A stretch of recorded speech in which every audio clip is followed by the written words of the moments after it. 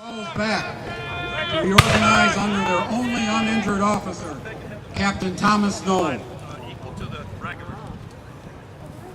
With the Army in temporary disarray, the emboldened Seminoles venture forth from the cover of the hammock to fire on the remaining soldiers. Where we go? Where we go? Where we go, sir? Hold up over here. Sir.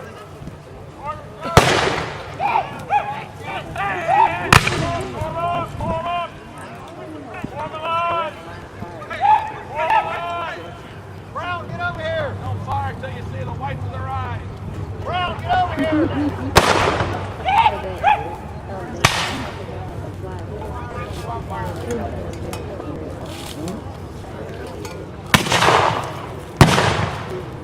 Get up and in Thompson! Trying to get us here. Thompson! Brigade, fire!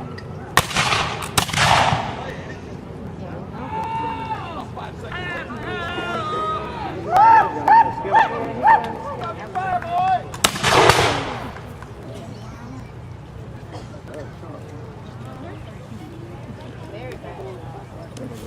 Rallying his men and the few volunteers that remain on the field, Captain Knoll joins forces with the 4th Infantry, advancing from the east.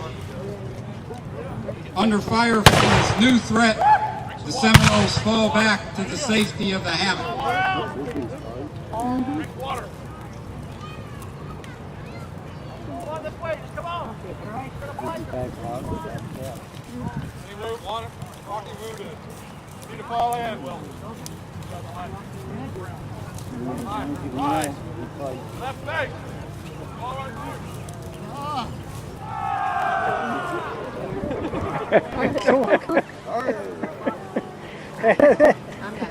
Let's speed up a little bit, you think?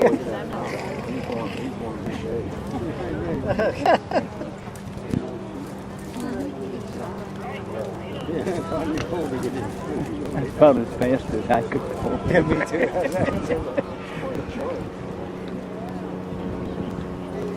Just simulating going fast.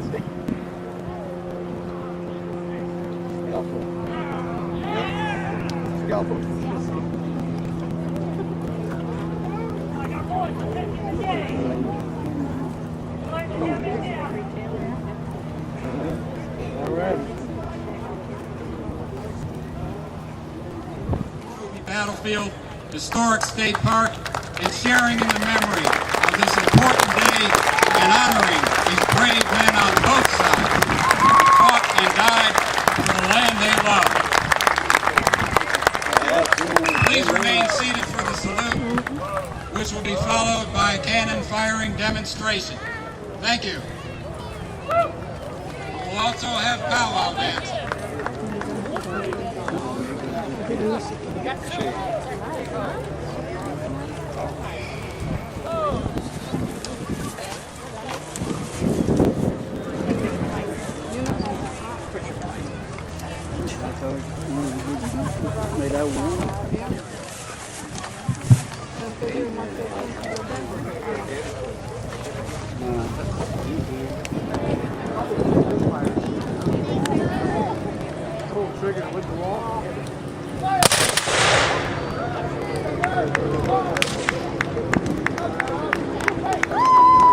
We would also like originally designed by Napoleon to fight the Battle of Andrew Jackson is the one that brought the Mountain Howitzer into Florida. It was a much lighter gun. It could be manned by 4 men, pulled by 2 horses. And the 12-pound Napoleon weighed 1,200 pounds. This barrel took 12 men and 6 horses to move it. So you can see the smaller cannon, which weighed about 600 pounds, could be moved through the Florida swamps, through the sand. But minimum 2 to 3 men.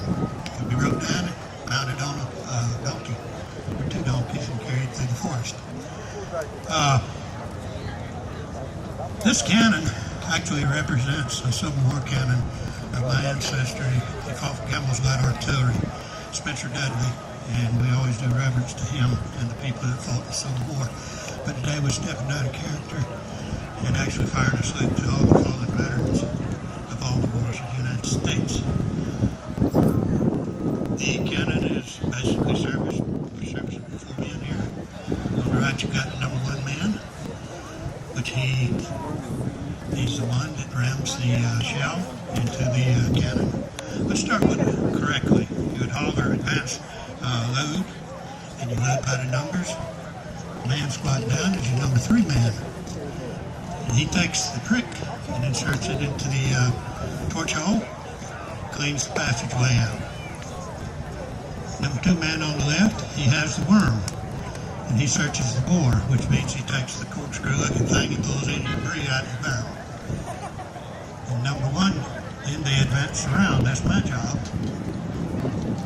And I'd bring the round, the artillery shell, which could be a cannonball, canister, or a fuse lit type cannonballs, many different brands. Canister was most devastating. It was like a big shotgun. But for purposes here, we use blanks. If we use real shells, there wouldn't be anybody that showed up tomorrow. So we use blanks. So the powder monkey, he'd take the round up to number 2 man.